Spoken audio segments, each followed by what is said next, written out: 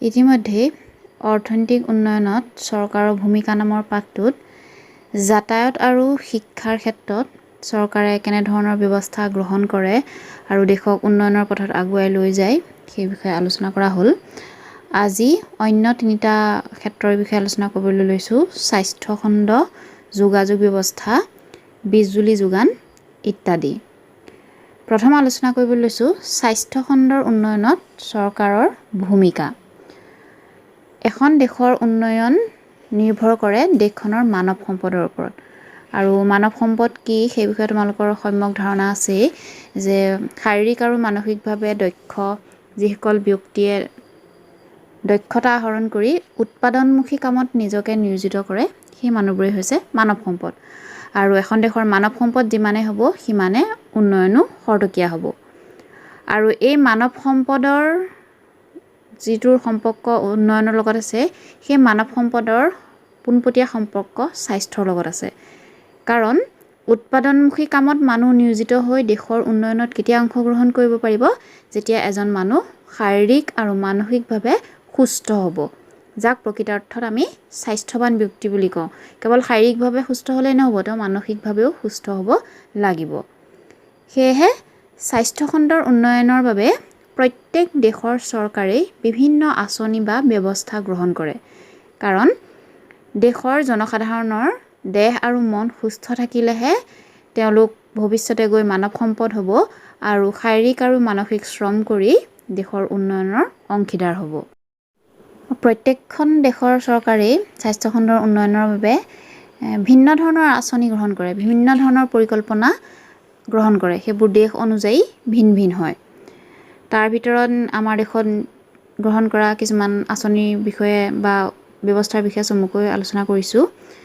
যে আমাৰ ভাৰতবৰ্ষত পুষ্টিহীনতাৰ সমস্যা দূৰ কৰিবৰ বাবে বিদ্যালয়বোৰত অষ্টম শ্ৰেণীলৈকে মধ্যাহ্ন ভোজনৰ ব্যৱস্থা কৰা হৈছে। তোমালোক নিজেও সেই ব্যৱস্থাটোৰ অধীনত তোমালোকে সেই মিড ডে মিলৰ আঁচনিৰ জৰিয়তে স্কুলত খাদ্য গ্ৰহণো কৰা।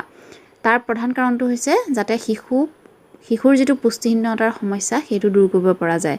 কাৰণ পৰিপুষ্টি যদি ভালকৈ নহয় তেতিয়া স্বাস্থ্য নিৰোগী হৈ থাকিব নোৱাৰে।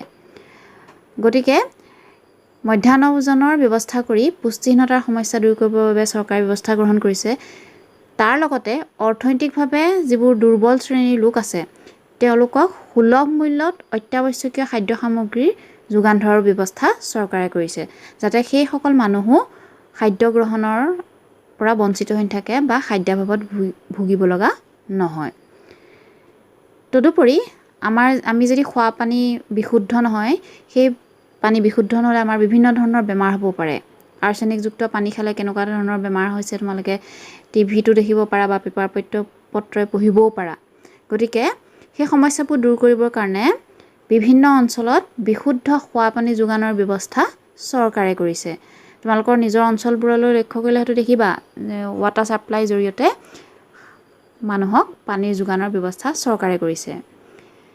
ইয়াৰ লগতে গাঁও অঞ্চল বা অন্যান্য অঞ্চলত চৰকাৰী চিকিৎসালয় স্থাপন কৰিছে, যাতে দুখীয়া শ্ৰেণীৰ জনসাধাৰণে বিনামূলীয়াকৈ চিকিৎসা সেৱা লাভ কৰাৰ লগতে ঔষধো লাভ কৰিব পাৰে আৰু সুস্বাস্থ্যৰ মানুহ অধিকাৰী হৈ থাকে। এইবোৰৰ লগতে বিভিন্ন আঁচনিৰ জৰিয়তে দুখীয়া জনসাধাৰণৰ বাবে দুৰাৰোগ্য ৰোগৰ বিনামূলীয়া চিকিৎসাৰ ব্যৱস্থাও কৰিছে। কাৰণ দুৰাৰোগ্য ৰোগবোৰ কোনবোৰ? কেঞ্চাৰৰ পৰা আৰম্ভ কৰি এই বিভিন্ন বেমাৰবোৰত খৰচ যথেষ্ট বেছি হয়, যিবোৰ সাধাৰণ জনতাৰ পক্ষে অৰ্থনৈতিকভাৱে দুৰ্বল জনতাৰ পক্ষে বহন কৰাটো সম্ভৱ নহয় সেই খৰচ। গতিকে সেই বেমাৰবোৰৰ চিকিৎসাৰ ব্যৱস্থাও চৰকাৰৰ ফালৰ পৰা কৰা হৈছে। বিভিন্ন ধৰণৰ আঁচনিৰ বিষয়ে তোমালোকে গম পোৱা, যে অটল অমৃত যোজনা, অপাৰেশ্যন স্মাইলত কি কৰা হয়, যে যিবোৰ ওঁঠ ফটা শিশু আছে সেইসকলৰ অপাৰেশ্যনৰ ব্যৱস্থা কৰা হৈছে, যাতে সেই শিশুসকলে স্বাভাৱিক মুখৰ অধিকাৰী হ'ব পাৰে। তদুপৰি তোমালোকৰ অঞ্চলত আশা কৰ্মীবোৰ দেখিছাই, সেইবোৰ গৰ্ভৱতী মহিলাৰ স্বাস্থ্য সুৰক্ষাৰ বাবে চৰকাৰে নিয়োগ কৰিছে। তদুপৰি 108ৰ বিষয়েও তোমালোকে জানা। মানুহে গাঁৱত বা ওচৰ চুবুৰীয়া তোমালোকে ক'ৰবাত কিবা হ'লে 108লৈ ফোন কৰিবলৈ কয়, পৰামৰ্শ দিয়া, সেইবোৰ শুনিছা নহয়। সেই 108ৰ জৰিয়তে মৃত্যুঞ্জয় সেৱাৰ সুবিধা চৰকাৰে আগবঢ়াইছে আৰু এইবোৰ ব্যৱস্থা লোৱাৰ আগতে বিভিন্ন বেমাৰৰ বিষয়ে জনসাধাৰণৰ মাজত যাতে সচেতনতা গঢ়ি তুলিব পৰা যায়, জনসাধাৰণক সজাগ কৰি তুলিব পৰা যায়, তাৰ কাৰণে চৰকাৰে বিজ্ঞাপন বা অন্য ব্যৱস্থাও হাতত লৈছে, যাতে সেইবোৰৰ বিষয়ে জানি সতৰ্ক হৈ জনসাধাৰণ সেই বেমাৰৰ পৰা হাত সাৰি থাকিব পাৰে। গতিকে স্বাস্থ্যখণ্ডৰ উন্নয়নৰ বাবে এইবোৰৰ লগতে অন্য বিভিন্ন ধৰণৰ ব্যৱস্থা চৰকাৰে গ্ৰহণ কৰে আৰু সেইটো চৰকাৰখনৰ দায়িত্বও হয়। এখন দেশ অৰ্থনৈতিকভাৱে সবল হ'ব যেতিয়া সেই দেশখনৰ অৰ্থনৈতিক খণ্ডকেইটাও সবল হয়, কৃষি খণ্ড, উদ্যোগ খণ্ড আৰু সেৱা খণ্ড। আৰু আমাৰ দেশখন যিহেতু কৃষিভিত্তিক দেশ, গতিকে কৃষি খণ্ডৰ উন্নয়নৰ বাবে চৰকাৰে যথেষ্ট ব্যৱস্থা গ্ৰহণ কৰিব লাগে, কাৰণ আমাৰ 70%তকৈও অধিক লোক কৃষি খণ্ডত নিয়োজিত হৈ আছে। আৰু কৃষি খণ্ডৰ যদিহে উন্নয়ন হয় তেতিয়াহ'লে দেশৰ জনমূৰি আয়ৰ পৰিমাণ বাঢ়িব আৰু জনমূৰি আয়ৰ পৰিমাণ বৃদ্ধি পালে কি হ'ব, চৰকাৰী যিটো ৰাজহৰ পৰিমাণ বা ৰাষ্ট্ৰীয় আয় সেইটো বৃদ্ধি পাব। গতিকে বিভিন্ন আঁচনিৰ জৰিয়তে বা ব্যৱস্থাৰ জৰিয়তে কৃষি খণ্ড উন্নয়নৰ বাবে চৰকাৰে ব্যৱস্থা গ্ৰহণ কৰিছে। বতৰৰ ওপৰত নিৰ্ভৰ নকৰাকৈ খেতি কৰাৰ কাৰ্যৰ বাবে জলসিঞ্চন পদ্ধতিৰ প্ৰয়োগ আমাৰ কৃষি খণ্ডত কৰিবলৈ চেষ্টা কৰা হৈছে আৰু এইবোৰৰ ব্যৱস্থা চৰকাৰে গ্ৰহণ কৰিছে। বৰ্তমান সময়ত জলসিঞ্চন পদ্ধতিৰ জৰিয়তে বিভিন্ন ধৰণৰ খেতি কৰা সম্ভৱ হৈছে। তদুপৰি কৃষকসকলৰ মাজত উন্নত বীজ বিতৰণ কৰাৰ ব্যৱস্থা কৰাও হৈছে, যাতে অধিক উৎপাদন কৰিব পৰা যায়। তদুপৰি বিভিন্ন আঁচনিৰ জৰিয়তে কৃষকৰ মাজত পাৱাৰ টিলাৰ, ট্ৰেক্টৰ, মৰণা মৰা যন্ত্ৰ ইত্যাদি বিভিন্ন ধৰণৰ সামগ্ৰীবোৰ যোগান ধৰাৰ ব্যৱস্থা কৰা হৈছে, যাতে অধিক উৎপাদন কম সময়ত কৰিব পৰা যায়। আধুনিক আৰু বিজ্ঞানসন্মত কৃষি পদ্ধতি প্ৰয়োগ কৰিবৰ বাবে কৃষকসকলক বিভিন্ন ধৰণে জ্ঞান দিয়াৰ চেষ্টা কৰা হৈছে, পৰামৰ্শ দিয়াৰ ব্যৱস্থা কৰা হৈছে। লগতে কৃষকসকলক হ্ৰস্বম্যাদীৰ লগতে দীৰ্ঘম্যাদী ঋণ দিয়াৰ ব্যৱস্থাও চৰকাৰে গ্ৰহণ কৰিছে। আৰু কিছু কিছু ৰাজ্যত কৃষকক ঋণ ক্ষমা কৰাৰ ব্যৱস্থাও মাজে সময়ে চৰকাৰে গ্ৰহণ কৰিছে, কাৰণ কেতিয়াবা উৎপাদন যিমান আশা কৰা যায় সিমান উৎপাদন নহয়, তেনে ক্ষেত্ৰত কৃষকৰ ঋণ যিটো চৰকাৰৰ পৰা লয় সেইটো ঘূৰাই দিয়াৰ ব্যৱস্থাটো নোহোৱা হৈ যায়, অৰ্থাৎ কৃষকৰ সেই শক্তিটো নাথাকে। তেতিয়া কিছুমান কৃষকে কি হয়, আত্মহত্যাৰ পথো বাছি ল'বলগীয়া হয়। গতিকে সেই বিভিন্ন সমস্যাৰ প্ৰতি লক্ষ্য ৰাখি কৃষকক পৰিস্থিতি অনুযায়ী ঋণ ক্ষমা কৰাৰ ব্যৱস্থাও চৰকাৰে গ্ৰহণ কৰে মাজে সময়ে। তদুপৰি কৃষকসকলে খেতি বাতি কৰাৰ ক্ষেত্ৰত কিবা সমস্যা পালে যিকোনো ধৰণৰ পৰামৰ্শ যাতে ল'ব পাৰে, তাৰ কাৰণে কিষাণ কল চেণ্টাৰ খোলা হৈছে আৰু তাত কৃষকসকলে যেতিয়াই মন যায় ফোন কৰি কৃষি বিশেষজ্ঞৰ পৰা বিভিন্ন ধৰণৰ পৰামৰ্শ গ্ৰহণ কৰিব পাৰে। যোগাযোগ ব্যৱস্থায়ো দেশৰ উন্নয়নত যথেষ্ট গুৰুত্বপূৰ্ণ ভূমিকা পালন কৰে, কাৰণ যোগাযোগ ব্যৱস্থাৰ জৰিয়তেই সমগ্ৰ বিশ্বতে এক বৈপ্লৱিক পৰিৱৰ্তন আহিছে আৰু লগতে মানুহৰ মাজত যোগাযোগটো সম্ভৱ হৈছে আৰু নিজৰ ভাৱ আদান প্ৰদান কৰাৰ সুযোগো বাঢ়িছে।